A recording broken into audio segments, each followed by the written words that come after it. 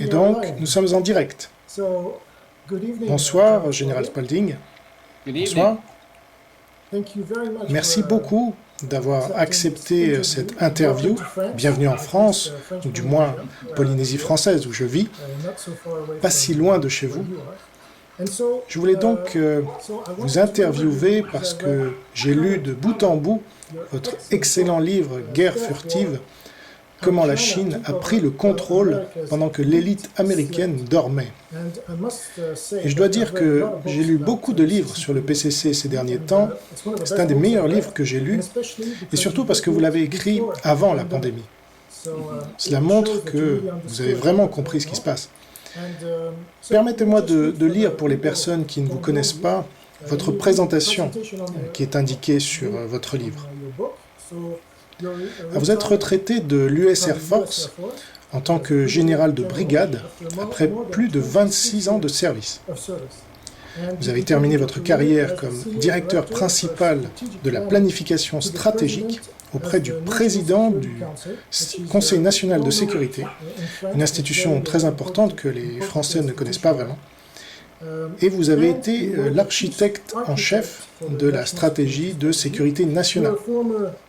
Vous avez été le principal architecte de la stratégie de sécurité nationale. Vous avez été stratège pour la Chine, au président des chefs d'état-major interarmés et de l'état-major interarmé au Pentagone. Vous avez donc dû avoir accès à des informations classifiées. Et vous avez été haut fonctionnaire de la défense et attaché de défense en Chine. Vous avez obtenu un doctorat en économie et en mathématiques à l'université du Missouri et vous savez parler couramment le mandarin. Donc, vous savez de quoi vous parlez. C'est exactement pour cela que je voulais vous inviter dans cette émission, car je suis un journaliste français spécialisé sur le Parti communiste chinois, surtout après cette pandémie. Alors tout d'abord, avez-vous prévu de publier ce livre en français, car je pense que mes compatriotes seront très intéressés par votre livre. J'en ai parlé dans une de mes vidéos, mais ce n'est pas la même chose que de pouvoir lire le livre en entier. Est-ce que c'est prévu? L'éditeur Random House détient les droits du livre. En général, il faut quelqu'un d'intéressé dans le pays. Donc, le livre a été publié en Pologne, à Taïwan, en chinois, en Corée, en japonais. J'aimerais beaucoup qu'il soit publié en France, mais normalement, il faut qu'un éditeur français contacte Random House et leur demande le droit de publier. En tout cas, vous n'avez pas d'informations à nous donner aujourd'hui sur une future publication en français? Non. Alors, je dois ajouter à votre présentation que vous avez récemment participé à l'excellente chaîne YouTube Valuetainment, qui est entièrement en anglais, mais que je recommande vivement à mes amis français anglophones. Alors, notamment l'interview que vous venez de faire avec Michael P. Sanger à propos du confinement était vraiment géniale, je trouve. Vous avez toute une série d'interviews là-bas. Vous les faites une fois par semaine, c'est ça? Cela dépend de la disponibilité des invités. J'essaye de ne pas aborder les mêmes sujets que ceux dont tout le monde parle. Donc, ça dépend vraiment des invités. Est-ce que c'est toujours à propos du Parti communiste chinois?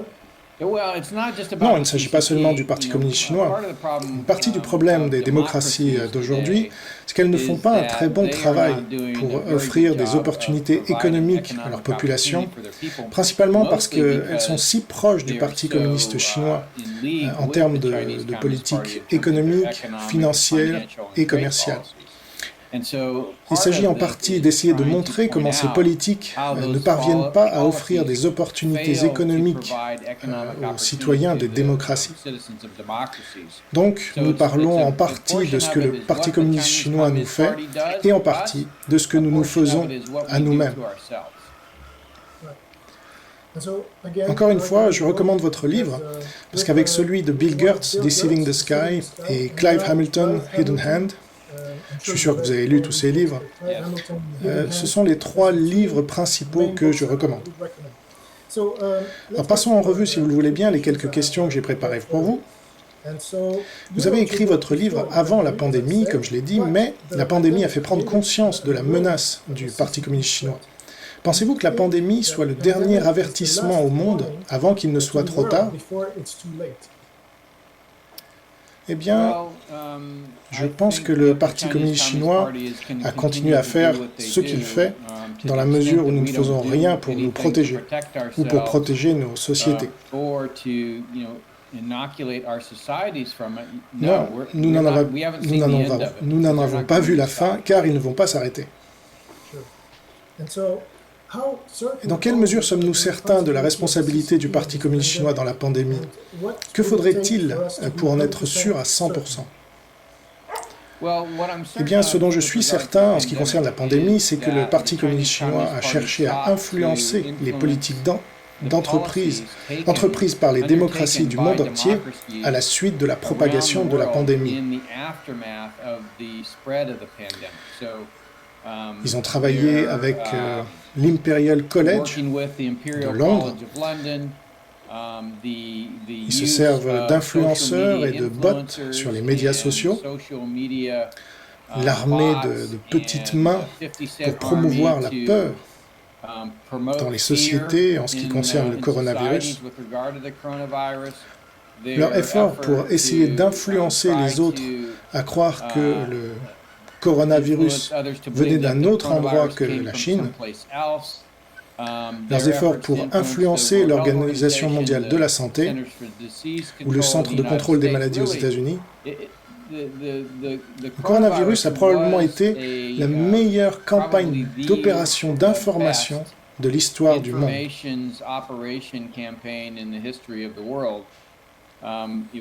Elle a bénéficié de l'aide et de l'encouragement des technologies développées par les géants de la Silicon Valley. En ce qui concerne le coronavirus lui-même, le virus, je pense que les faits tendant à prouver qu'il a été libéré accidentellement du laboratoire de Wuhan, mais pour être sûr, nous ne le saurons jamais. Je ne crois pas. Quelle est l'origine exacte du virus, c'est-à-dire quand, comment et pourquoi il a été libéré, car je pense que cette partie ne sera jamais divulguée par le Parti communiste chinois. Je pense donc que nous devons nous concentrer sur ce qu'ils ont fait une fois que le virus est sorti, car nous ne saurons pas comment le virus a été libéré. Et ce qu'ils ont fait, c'est qu'ils ont essayé d'effrayer le monde et d'amener le monde à adopter des politiques comme celles qu'ils avaient mises en place en Chine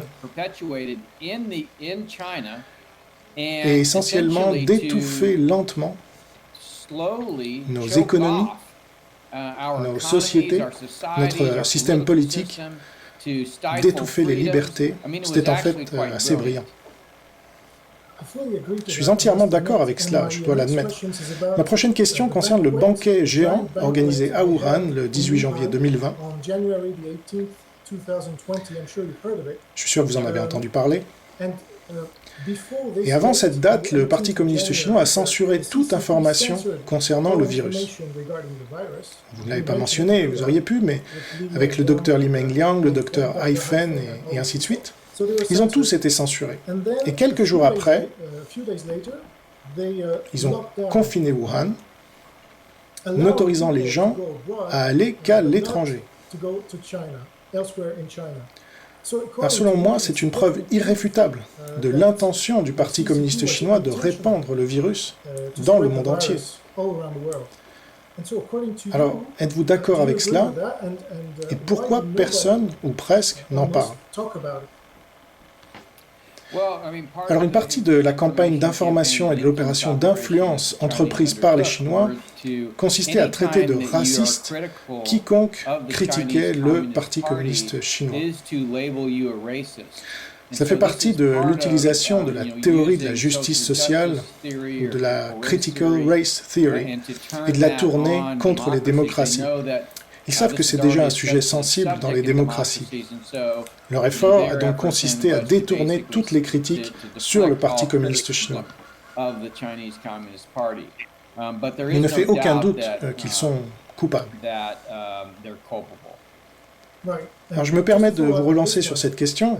Même les experts du Parti communiste chinois comme Bill Gates, vous-même, Josh Rogin, beaucoup d'autres, Joshua Phillips, je pourrais citer beaucoup de gens, même Shari Markson en Australie, Pourquoi aucun d'entre vous ne parle de cet événement majeur qui est 100% public et dont nous avons 100% de preuves d'intentionnalité selon moi? Parce que nous revenons toujours au laboratoire et comme vous l'avez dit, nous ne le saurons jamais car ils ont détruit toutes les preuves. Pourquoi ne pas revenir à cet événement majeur du banquet où il s'agissait de la fabrication de la bombe biologique, peut-être la plus grande de l'histoire avec 3 millions de morts à ce jour? Je sais que ce n'est pas aussi spectaculaire que le 11 septembre, mais c'est ce que les communistes chinois ont fait.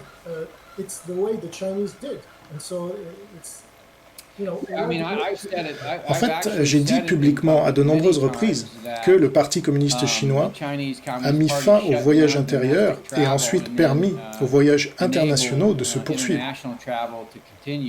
Donc, en ce qui me concerne, je l'ai dit publiquement de nombreuses fois. D'accord, mais y compris sur le banquet, parce que je ne vous ai jamais entendu le dire à propos du banquet. Je n'ai pas parlé du banquet. Concernant le banquet, le maire lui-même a demandé d'annuler le banquet et la direction du Parti communiste chinois a refusé de le faire. Mais oui, vous avez raison, je n'ai pas parlé de cela. C'est un autre fait. Il y a beaucoup de faits qui mènent à la même conclusion, selon laquelle non seulement ils ont permis la propagation du virus, mais ils ont cherché à profiter de la propagation du virus. Pas d'une manière qui aurait été mortelle, mais d'une manière qui aurait été socialement, économiquement et politiquement tragique pour les sociétés. Je pense que c'est la chose sur laquelle les gens ont du mal.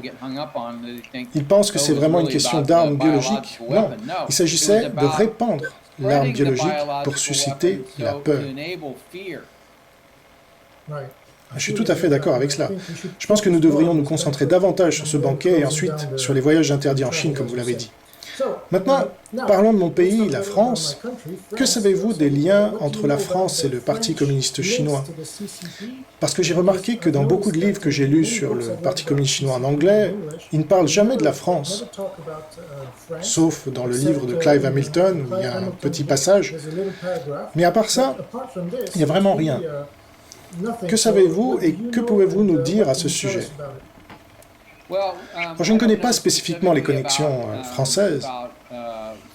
Ce que je peux vous dire, c'est qu'avec 100% de certitude, les entreprises françaises ont des relations avec le Parti communiste chinois, les banques françaises ont des relations avec le Parti communiste chinois, les politiciens français ont des relations avec le Parti communiste chinois, les professeurs d'université et les dirigeants d'universités français ont des relations avec le Parti communiste chinois. Les médias français ont des relations avec le Parti communiste chinois. C'est parce que c'est la stratégie que le Parti communiste chinois emploie dans le monde entier. Moi, je me concentre sur les États-Unis, mais vous pouvez trouver le même schéma d'action dans tous les pays du monde, car c'est ainsi que la Chine mène sa guerre. Alors, n'y a-t-il pas une spécificité pour la France, puisque nous avons donné les clés du laboratoire P4 à Wuhan? Oui, certes. Et nous, Américains, nous avons payé les recherches sur le gain de fonction pour le coronavirus lié aux chauves-souris. Voilà ce qui se passe. Ils enrôlent les sociétés démocratiques et leurs gouvernements, leurs entreprises, leurs universités, dans leurs plans, dans ce concept de gagnant-gagnant. Notre secrétaire d'État ministre des Affaires étrangères, Kerry, vient d'aller en Chine et de conclure un accord de partenariat sur le changement climatique avec le Parti communiste chinois. C'est ridicule. En effet, c'est la même chose pour Macron, alors que le Parti communiste chinois vient d'ouvrir 3 usines de charbon.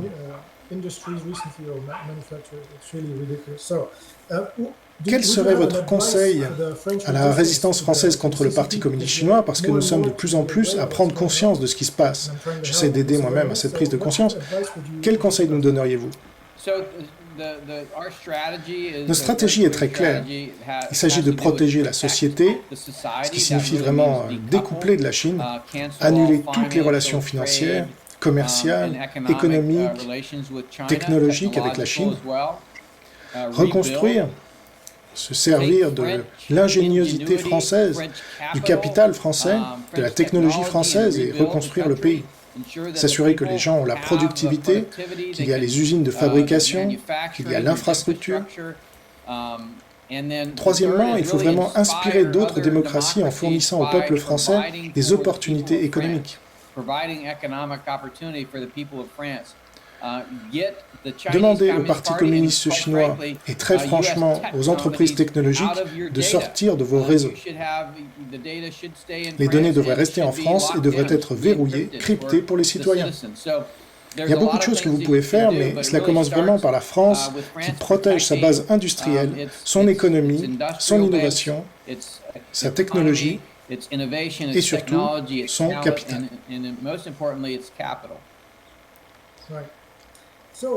Alors, parlons du journaliste Bill Gertz.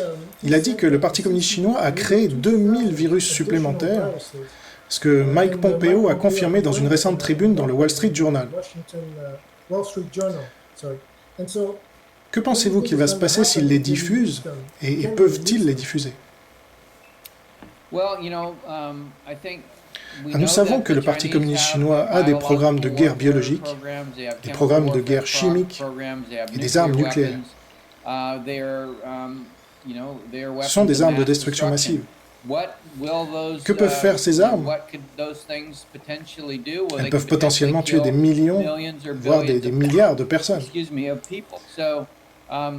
Il est essentiel que nous reconnaissions réellement le type de régime que représente le Parti communiste chinois et que nous nous occupions sérieusement de ce régime. Plus important encore, nous devons nous assurer que nos sociétés sont protégées de leur influence. Alors le 7 mai 2020, le président Donald Trump a déclaré, je suis sûr que vous avez déjà entendu cette citation, « C'est pire que Pearl Harbor », en parlant de la pandémie, « c'est pire que Pearl Harbor, c'est pire que le 11 septembre ». Après ces deux attaques furtives, les États-Unis ont contre-attaqué militairement. Pourquoi les États-Unis n'ont-ils pas contre-attaqué militairement cette fois contre le Parti communiste chinois? Parce que le Parti communiste chinois fait la guerre différemment que l'Occident. Cela vient des notions européennes de la guerre. Cette idée que les forces militaires sont utilisées pour obtenir un résultat politique, c'est ce qu'on m'a enseigné pendant près de 30 ans au ministère de la Défense, en pilotant des B-2 en tant que pilote de bombardiers furtifs. Ce n'est pas la façon dont les Chinois voient la guerre. Ils considèrent la guerre comme une activité entièrement politique.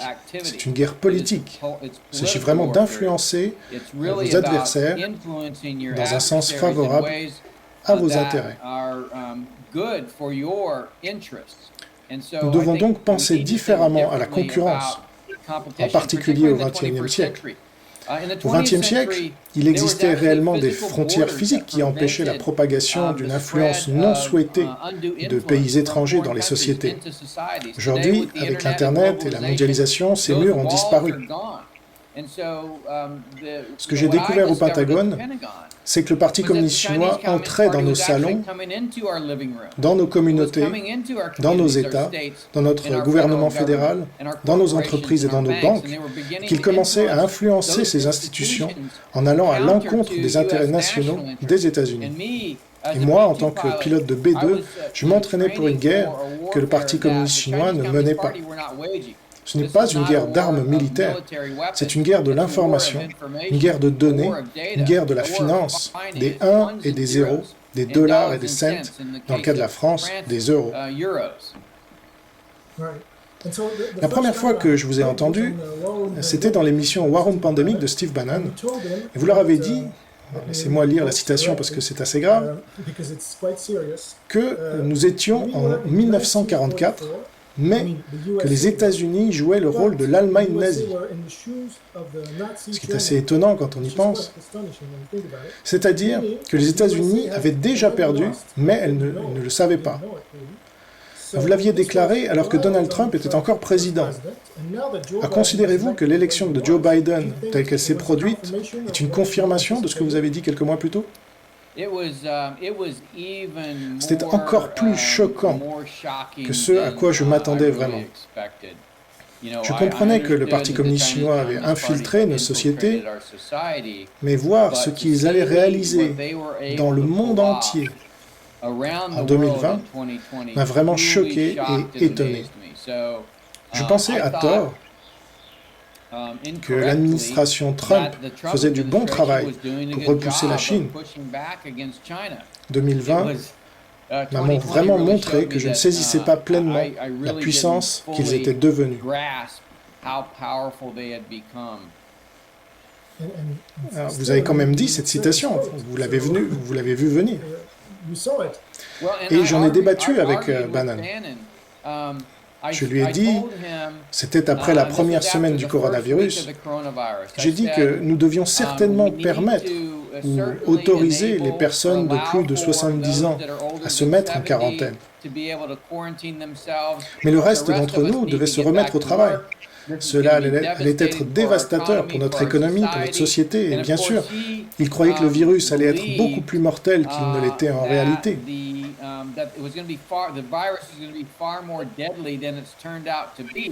Et ce que j'ai essayé de lui expliquer, c'est qu'il n'y a aucune donnée pour étayer les chiffres de mortalité. Ils étaient exagérés.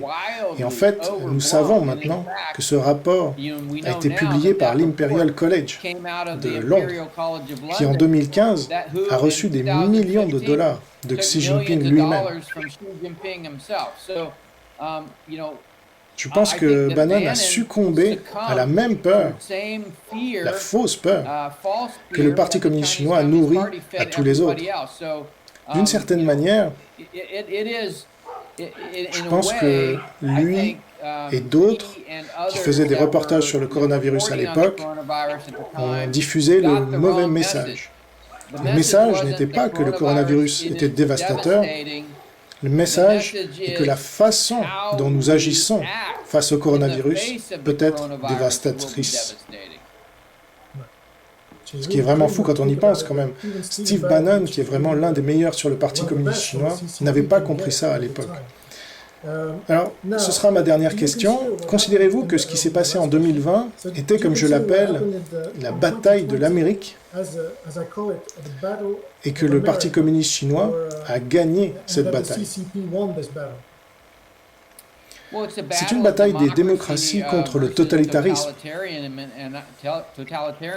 Et je dirais que le totalitarisme, sans aucun doute, a gagné cette bataille parce que si vous regardez les politiques mises en œuvre par la France, les USA, le Canada, le Royaume-Uni, vraiment le monde entier, on confine la civilisation, on ferme les entreprises, les gens font faillite, dans certains pays il y a la famine. C'est vraiment étonnant de voir jusqu'où nous sommes allés pour copier, imiter les politiques que le Parti communiste chinois avait essentiellement créées. Je pense que c'est sans aucun doute l'opération d'information la plus réussie de l'histoire de l'humanité. Je suis d'accord et je pense que les historiens le verront de cette façon, mais il est peut-être trop tôt pour le dire. Au moins, nous, les experts, pouvons déjà en parler. Alors je recommande vraiment votre livre, une fois de plus, si les gens veulent en savoir plus sur cette guerre que vous aviez prévue bien plus tôt, parce que le livre est sorti en 2019, mais vous l'avez écrit des années auparavant. C'est vraiment une vision intéressante, passionnante que vous donnez dans ce livre. Merci beaucoup pour votre temps et pour votre livre. J'espère que nous nous reverrons, mais cette fois pour parler de victoire et pas de défaite. Absolument. J'espère vous voir en personne en France. Oui, je l'espère aussi. Prenez soin de vous. Merci.